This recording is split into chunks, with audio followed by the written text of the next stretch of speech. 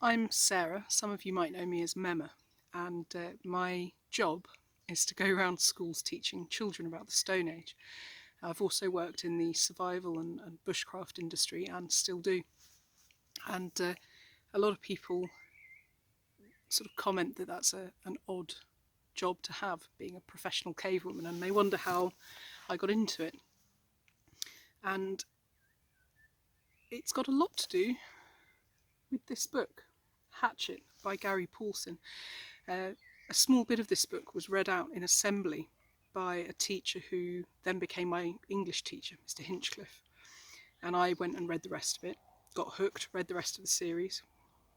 And it started, or at least fed, my interest in survival skills. This will be when I was about in year 6, I would reckon. So I thought I'd share it with you. Now, there's a couple of scary bits in it, nothing major, I'm sure you guys can handle it.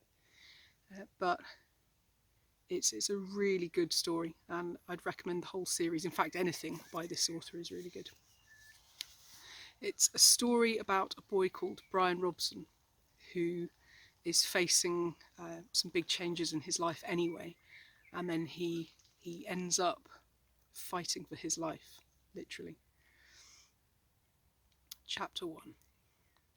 Brian Robson stared out of the window of the small plane at the endless green northern wilderness below. It was a small plane, a Cessna 406, a bush plane, and the engine was so loud, so roaring and consuming and loud, that it ruined any chance of a conversation.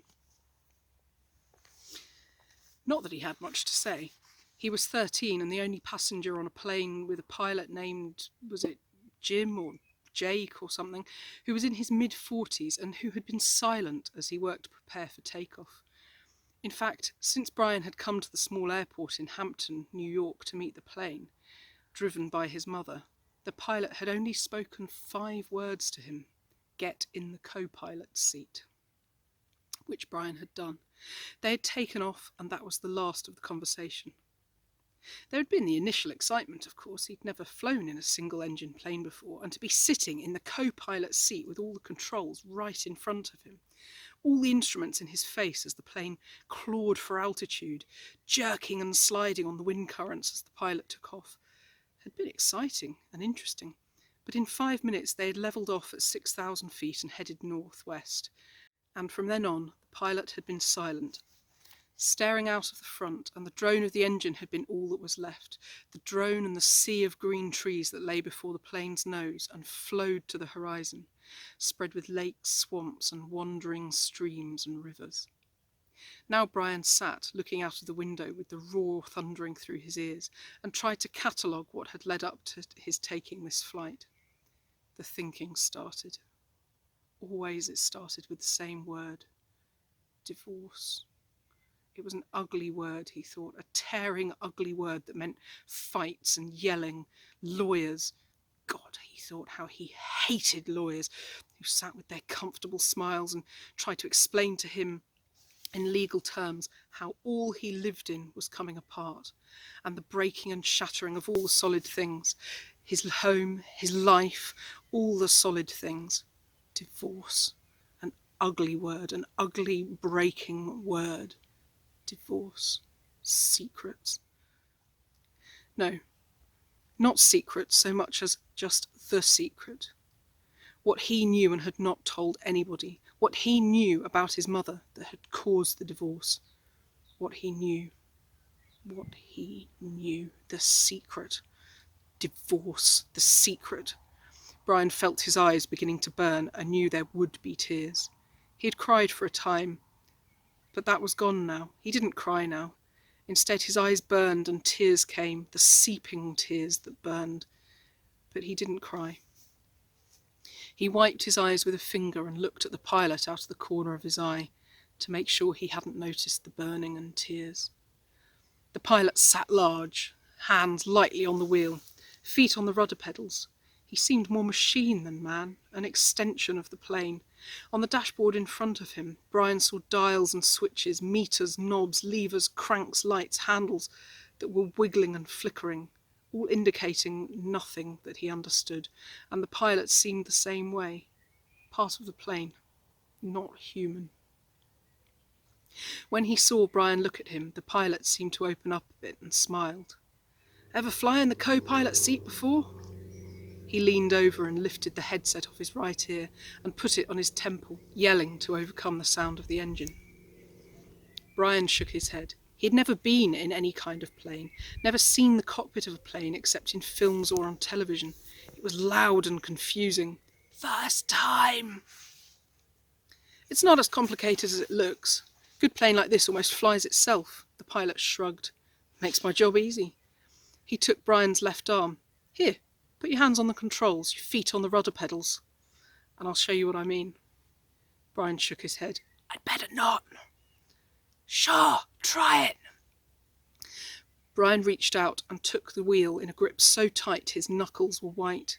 He pushed his feet down on the pedals. The plane slewed suddenly to the right. "Not so hard. Take a light. Take a light." Brian eased off, relaxed his grip.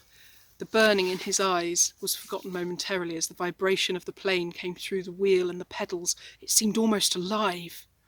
"See?" The pilot let go of his wheel, raised his hands in the air, and took his feet off the pedals to show Brian he was actually flying the plane alone. "Simple. Now turn the wheel a little to the right and push the right rudder pedal down a small amount." Brian turned the wheel slightly and the plane immediately banked to the right. And when he pressed the right rudder pedal, the nose slid across the horizon to the right. He left off the pressure and straightened the wheel, and the plane righted itself.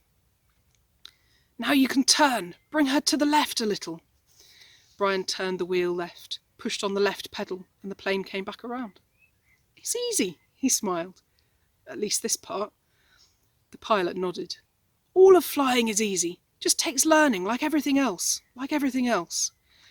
He took the controls back, then reached up and rubbed his left shoulder. "Aches and pains. Must be getting old." Brian let go of the controls and moved his feet away from the pedals as the pilot put his hands on the wheel. "Thank you." But the pilot had put his headset back on, and the gratitude was lost in the engine noise, and things went back to Brian looking out of the window at the ocean of trees and lakes. The burning eyes did not come back, but memories did.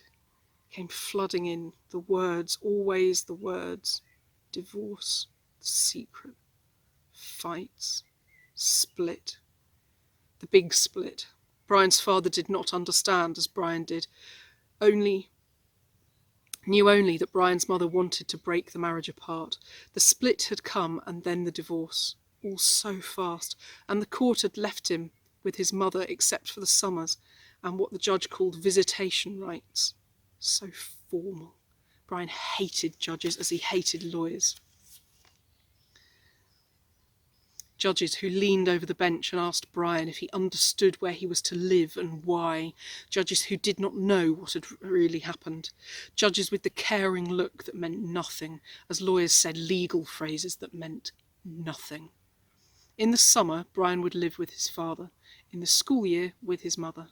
That's what the judge said after looking at papers on his desk and listening to the lawyers talk. Words. Talk. More words. Now the plane lurched slightly to the right, and Brian looked at the pilot. He was rubbing his shoulder again, and there was a sudden smell of body gas in the plane. Ugh. Brian turned back to avoid embarrassing the pilot, who was obviously in some discomfort. Must have stomach trouble. So this summer, the first summer he was allowed to have visitation rights with his father, with the divorce only 1 month old, Brian was heading north. His father was a mechanical engineer who had designed or invented a new drill bit for oil drilling, a self-cleaning, self-sharpening bit. He was working in the oil fields of Canada, up on the tree line where the tundra started and the forests ended. Brian was flying up from New York with some drilling equipment. It was lashed down in the rear of the plane next to a fabric bag the pilot had called a survival pack, which had emergency supplies in case they had to make an emergency landing. That had to be especially made in the city, flying in a bush plane with a pilot named Jim or Jake or something, who turned out to be an all-right guy, letting him fly and all, except for the smell. Now there was a constant odour. Brian took another look at the pilot, found him rubbing the shoulder and down the arm now, left arm, letting go more gas and wincing. Probably something he ate, Brian thought. His mother had driven him from the city to meet the plane at Hampton, where it had come to pick up the drilling equipment. A drive in silence, a long drive in silence. 2.5 hours of sitting in the car, staring out of the window, just as he was now staring out of the window of the plane. Once, after an hour, when they were out of the city, she turned to him. "Look, can't we talk this over? Can't we talk this out? Can't you tell me what's bothering you?" And there were the words again. Divorce, split, secret. How could he tell her what he knew? So he'd remained silent, shook his head and continued to stare unseeing at the countryside, and his mother had gone back to driving, only to speak to him one more time when they were close to Hampton. She reached over the back of the seat and brought up a paper bag. "I've got something for you, for the trip." Brian took the bag and opened the top. Inside there was a hatchet, the kind with a steel handle and a rubber hand grip. The head was in a stout leather case that had a brass riveted belt loop. "It goes on your belt," his mother spoke, without looking at him. There were some farm trucks on the road now, and she had to weave through them and watch the traffic. The man at the shop said you could use it, in the woods with your father. Dad, he thought, not my father, my dad. Thanks, that's really nice. But the words sounded hollow, even to Brian. "Try it on, see how it looks on your belt." And he would normally have said no, would normally have said that it looked too naff to have a hatchet on your belt. Those were the normal things he would say, but her voice was thin and sounded like something thin that would break if you touched it, and he felt bad for not speaking to her. Knowing what he knew, even with the anger, the hot white hate of his anger at her, he still felt bad for not speaking to her.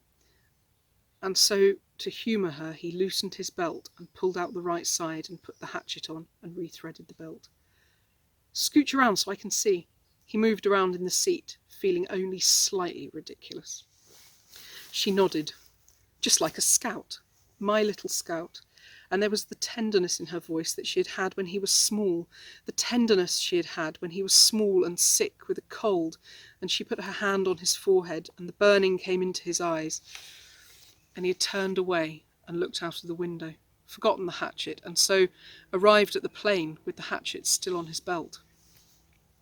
Because it was a bush flight from a small airport, there had been no security, and the plane had been waiting with the engine running when he arrived, and he had grabbed his suitcase and pack bag and run for the plane without stopping to remove the hatchet. So it was still on his belt. At first he had been embarrassed, but the pilot had said nothing about it, and Brian forgot it as they took off and began flying. More smell now. Bad. Brian turned again to glance at the pilot, who had both hands on his stomach and was grimacing in pain, reaching for his left shoulder again as Brian watched. "Don't know, kid." The pilot's words were a hiss, barely audible. "Bad aches here, bad aches. Thought it was something I ate, but..." He stopped as a fresh spasm of pain hit him. Even Brian could see how bad it was. The pain drove the pilot back into the seat, back and down. "Never had anything like this." The pilot reached for the switch on his mic cord, his hand coming up in a small arc from his stomach, and he flipped the switch and said, "This is Flight 46. And now a jolt took him like a hammer blow, so forcefully that he seemed to crush back into the seat, and Brian reached for him, could not understand at first what it was, could not know, and then he knew. Brian knew. The pilot's mouth went rigid. He swore and jerked in a series of slams into the seat, holding his shoulder now. Swore and hissed. "Chest! Oh my God, my chest is coming apart!" Brian knew now. The pilot was having a heart attack. Brian had been in the shopping mall with his mother when a man in front of Paisley's store had suffered a heart attack. He had gone down and screamed about his chest. An old man. Much older than the pilot. Brian knew. The pilot was having a heart attack, and even as the knowledge came to Brian, he saw the pilot slam into the seat one more time. One more awful time he slammed back into the seat, and his right leg jerked, pulling the plane to the side in a sudden twist, and his head fell forward and spit came. Spit came from the corners of his mouth, and his legs contracted up into the seat, and his eyes rolled back into his head. until there was only white. Only white for his eyes, and the smell became worse, filled the cockpit, and all of it so fast, so incredibly fast that Brian's mind could not take it in at first, could only see it in stages. The pilot had been talking just a moment ago, complaining of the pain. He had been talking, and then the jolts had come. The jolts that took the pilot back had come, and now Brian sat there, and there was a strange feeling of silence in the thrumming roar of the engine, a strange feeling of silence and being alone. Brian was stopped. He was stopped. Inside, he was stopped. He could not think past what he saw, what he felt. All was stopped. The very core of him, the very centre of Brian Robson, was stopped and stricken with a white flash of horror, a terror so intense that his breathing, his thinking, nearly his heart had stopped. Stopped. Seconds passed, seconds that became all of his life, and he began to know what he was seeing, began to understand what he saw, and that was worse, so much worse that he wanted to make his mind freeze again.